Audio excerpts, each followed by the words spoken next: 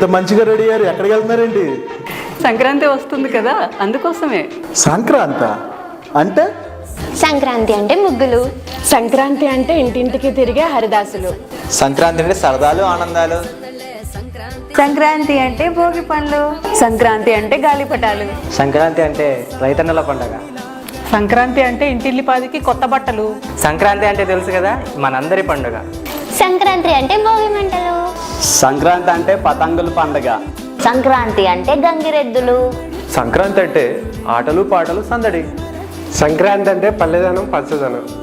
సంక్రాంతి అంటే భోగి మంటలు. సంక్రాంతి అంటే కొత్త అల్లుళ్ళ పండగ.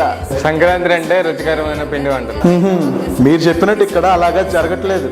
సంక్రాంతి అంటే సినిమాలకు వెళ్ళడం, తిరగడం, మస్తుగా తినడం, పడుకోవడం, అంతే. ఎందుకు జరగడం లేదు మనం అనుకునే విధంగా? భారతీయ సాంప్రదాయాలకు అర్థం పడుతూ పూర్వ వైభవాలను తలపించేలాగా సంక్రాంతికి నిజమైన అర్థాన్ని ఇస్తూ భోగి పళ్ళుతో, భోగి మంటలతో, ముగ్గులు, గొబ్బెమ్మలు, గంగిరెద్దులు, హరిదాసులు ఇలా చెప్పుకుంటూ పోతే మన ఆచారాన్ని అన్ని కూడా పాటిస్తూ వాటితో పాటుగా సామూహిక ధ్యానము, సజ్జన సాంగత్యము, సాంస్కృతిక నృత్యాలు, అబ్బబ్బో ఎన్ని కార్యక్రమాలు. సంక్రాంతి అంటే సంబరాలు, సంబరాలంటే చేతవనం. సంక్రాంతికి వస్తున్నా, చలో చేతవనం.